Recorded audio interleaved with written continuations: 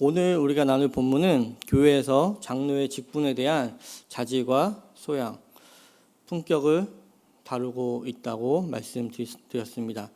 그리고 장로의 자질, 소양, 품격은 비단 장로라는 직책에만은 한정되는 것이 아니라 성도라면, 그리스도인이라면 갖춰야 하는 자질일 것입니다. 우리 신앙은 주는 그리스도시요 살아계신 하나님의 아들이시니이다 는 고백과 예수를 믿습니다 라는 고백으로 대표될 수 있을 것입니다. 이러한 신앙 고백은 지성이나 감정에만 영향을 미치거나 이성이나 감성만을 의지하지 않습니다.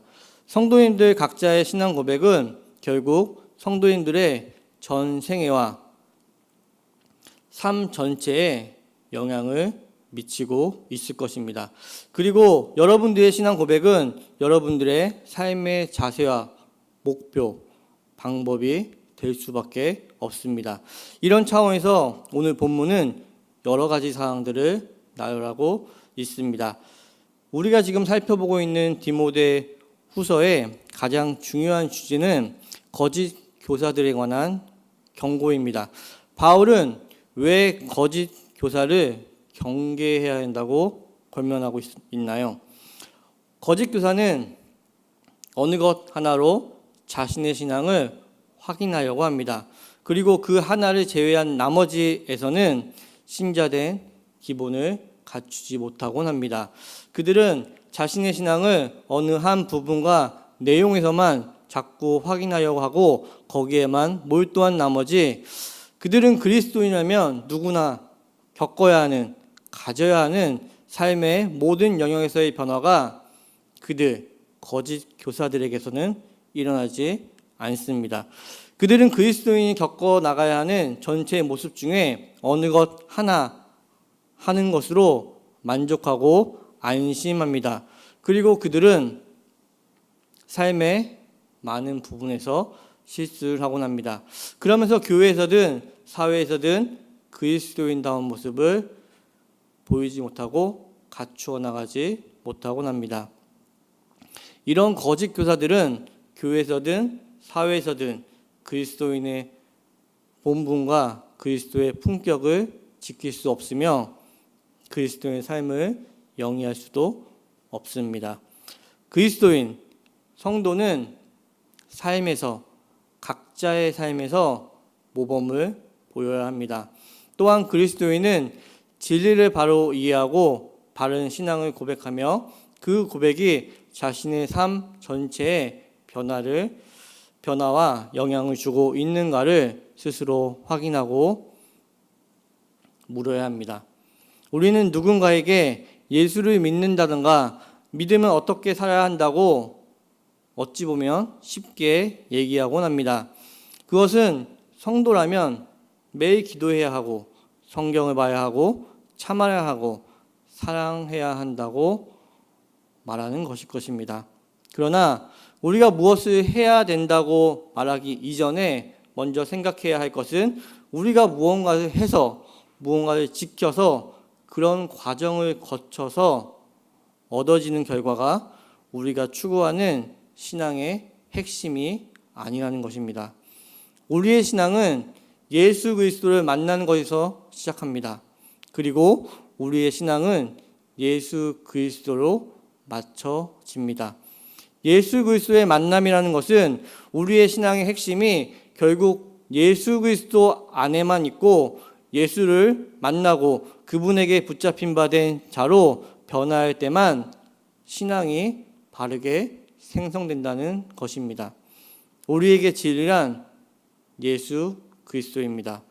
예수님이 곧 길이요 진리요 생명입니다. 우리는 예수 그리스도를 만나고 그분에 의해서 신앙이 자라나야 합니다. 그래서 우리의 신앙이라는 것은 그분이 걸어가신 길을 쫓아가는 것이며 성도는 그리스도께서 걸어가신 길을 쫓아가도록 되어 있습니다. 우리가 말씀에 지식이 있고 우리의 삶이 윤리, 도덕적으로 훌륭하고 신앙생활을 열심히 하고 있다고 해서 우리가 참다운 신앙의 자리에 있다라는 것을 증명하거나 이야기하지는 않습니다. 또한 그러한 것들이 나의 신앙의 바름을 나타내 주지도 않습니다. 마태복음 16장 24절입니다. 이에 예수께서 제자들에게 이르시되 누구든지 나를 따라오려거든 자기를 부인하고 자기 십자가를 지고 나를 따를 것이니라. 우리는 자주 우리에게서 무언가 나오고 무언가를 우리가 만들 수 있다라고 착각하곤 합니다. 그러나 우리는 우리에게서부터 나오거나 만들어낼 수 있는 것들이 없습니다. 혹 우리가 쓸만한 것을 가지고 있어서 남과 나누고 남을 가르치고 그런 자리에 있다고 할지라도 결국 그것은 예수님을 통해야 하고 예수님으로부터 나오는 것입니다. 그렇기에 우리의 봉사, 구제, 가르침 등은 교회의 머리가 되신 예수 그리스도로부터 나와야 하고 그 말은 교회를 통해서 나와야 한다는 것입니다.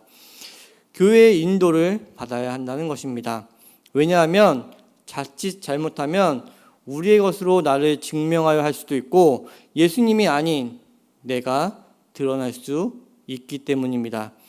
그러나 우리가 기억해야 할 것은 나의 것으로 나를 증명할 수도 없고 증명하려고 해서도 안 됩니다.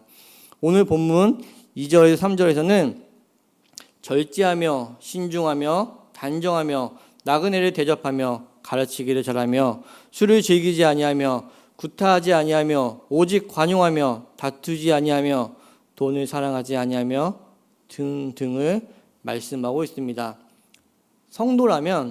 성도는 절제하며 신중하며 단정하고 나그네를 대접하고 가르치기를 잘해야 하며 술을 즐기지 않으며 구타하지도 않으며 관용하며 다투지도 아니하며 돈을 사랑하지 않아야 합니다. 그러나 가만 생각해 보면 우리의 구원됨은 이러한 것들을 지킴으로 된 것이 아님을 바로 알 수 있을 것입니다. 우리는 예수를 만났고 우리의 신앙 고백은 예수를 고백하는 것입니다. 그렇다면 즉 우리가 예수를 만났고 우리가 예수님을 우리의 주님으로 신앙 고백을 하고 있다면 오늘 본문에 나열된 사항들을 잘함으로써 성도가 구원을 받은 게 아니라 할지라도 우리의 삶의 모습 속에서 책임 있는 자로서 예수 그리스도를 닮은 자로서 그러한 모습과 자세, 반응들이 우리의 삶 전체에서 나올 수밖에 없습니다. 이것이 참 신앙이고 이렇게 하는 것이 성도요 그리스도인의 모범입니다. 그런 안타깝게도 이렇게 하는 것이 우리의 삶 전체에서 예수님을 드러낸다는 것이 쉽지만은 않습니다. 왜냐하면 우리가 가진 대부분의 신앙은 어떤 간절한 필요를 가지고 예수를 만나고 신앙이 형성되기 때문일 것입니다. 그리고 우리가 경험한 어느 하나가 너무 크게 느껴지고 감격스러워서 그것이 신앙의 전부로 착각하며 신앙의 다른 부분들을 많이 놓치는 일들이 성도인들 사이에서 허다하게 일어나 보이기 때문에 어려워 보입니다.